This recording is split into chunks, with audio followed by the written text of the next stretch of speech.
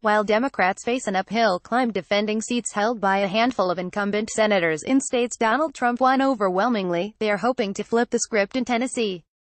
Former Governor Phil Bredesen appears to be waging a strong campaign against Republican Representative Marsha Blackburn for the U.S. Senate seat being vacated by Bob Corker. In a sign of how competitive the contest has become, President Trump traveled to Nashville on Tuesday to host a fundraiser for the Congresswoman and rally supporters who Republicans hope will turn out down the ballot in November. "We need Marsha in the Senate to continue the amazing progress and work we've done in the last year and a half," Trump told the crowd.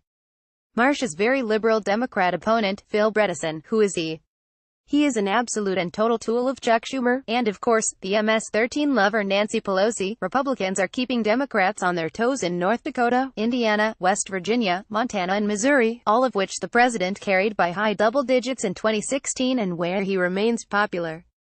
The Senate landscape thus provides ample pickup opportunities for a GOP aiming to expand its slim majority in the upper chamber, in stark contrast to a House map that puts many blue state Republican incumbents in peril. Democrats see opportunities to neutralize any Senate losses by picking off Republican seats in presidential battlegrounds like Arizona and Nevada. But flipping Tennessee, a state Trump won by 26 points, could be more consequential to their fortunes. And it presents Democrats with the rare opportunity in a Senate race to run as the Washington outsider. A few polls so far show a close race, with Bredesen leading Blackburn in the Real Clear Politics average by 5 percentage points. A Vanderbilt University poll earlier this month found that 67% of respondents approved of Bredesen while 49% approved of Blackburn. Bredesen leads his opponent in approval among independents, 69% to 44%. And he demonstrated some crossover appeal, receiving a 52% favorability rating among Republicans while Blackburn received just 23% favorability from Democrats. "Her challenge is clearly going to be making sure our base sticks together," says Josh Thomas, a Memphis-based Republican strategist.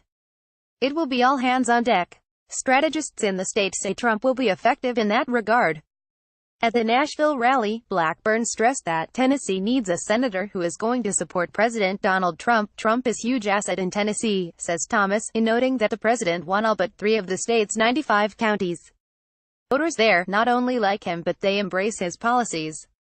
To the extent that the midterms tend to be reflective of the incumbent president, that's great news for Republicans in Tennessee. Blackburn has been running as a Trump ally from the start. In launching her campaign last October, the 8-term lawmaker highlighted her tendency to be politically incorrect, said Republicans in the Senate act like Democrats, or worse, and pledged to fight alongside Trump every step of the way to build that wall. Blackburn has carved out an outsized profile on Capitol Hill and beyond as a regular pundit on cable news programs. And she has outraised Bredesen, who loaned his campaign $1 million of his own money. Bredesen is a former healthcare executive. Blackburn has raised $5 million compared to her opponent's $3.7 million, according to the Center for Responsive Politics. And while Bredesen has a proven ability to win statewide, his re-election as governor in 2006 was the last time a Democrat has done so. Tennessee's conservative shift was crystallized after hometown Democratic Sen. Al Gore lost the presidential contest there in 2000, and it has been trending even redder since Bredesen left office. When Trump won the state in 2016, he outperformed Mitt Romney by 6 points and John McCain by 11. Of the 11 members of the congressional delegation from Tennessee, only 2 are Democrats. And while Corker won narrowly in his first election to the Senate in 2006, a banner year for Democrats, he was easily re-elected in 2012. The question is, are there enough Democratic votes left to win a statewide race, and is there a political center left in Tennessee, says Kent Seiler, who managed former Democratic Rep. Burt Gordon's campaigns and served as his chief of staff for over 2 decades. Bredesen's path to victory entails high Democratic turnout while winning independents and picking off moderate Republican voters, Seiler says.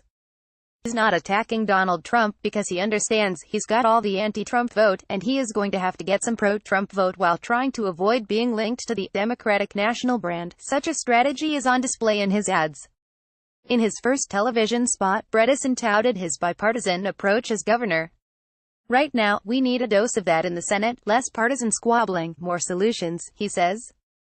"I'm not running against Donald Trump," he says in another spot.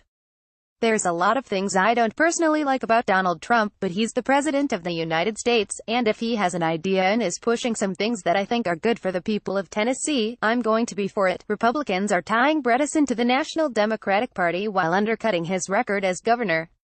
In an opposition research file on him circulated ahead of Trump's visit to Nashville, Republicans highlighted an increased state unemployment rate when the Democrat left office, his support for some gun control measures, and for supporting the issuance of driver certificates to undocumented immigrants, a program his administration later ended.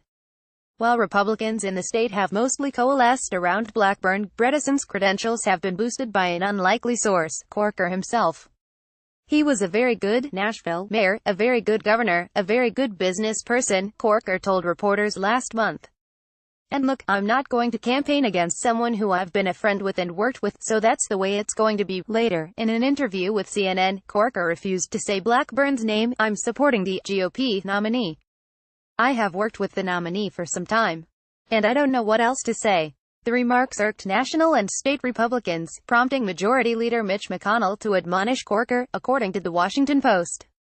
At Tuesday's rally, Corker was booed when the president mentioned him. After the comments, Trump quickly endorsed Blackburn. Corker has said he donated to her campaign and would support her. Still, his comments appeared to fuel Blackburn supporters in the state, and raised questions about Corker's currency among Republican-base voters. Corker's comments represent the kind of sentiment Bredesen will need to garner from moderate Republicans and independents in the state. That's what this race is likely to turn on, whether Tennesseans want a moderate or a partisan, says Ken Blake, director of the poll at Middle Tennessee State University. The question is, how are the moderate Republicans going to go? A MTSU survey in early April found Bredesen leading Blackburn, 45% to 35%. But 17% of respondents said they weren't sure who they would vote for in November. Clarification: an earlier version of this story said Bredesen supported issuing driver licenses to undocumented immigrants. In fact, his administration briefly supported issuing driver certificates, a downgrade from the previous administration's issuance of licenses to undocumented immigrants.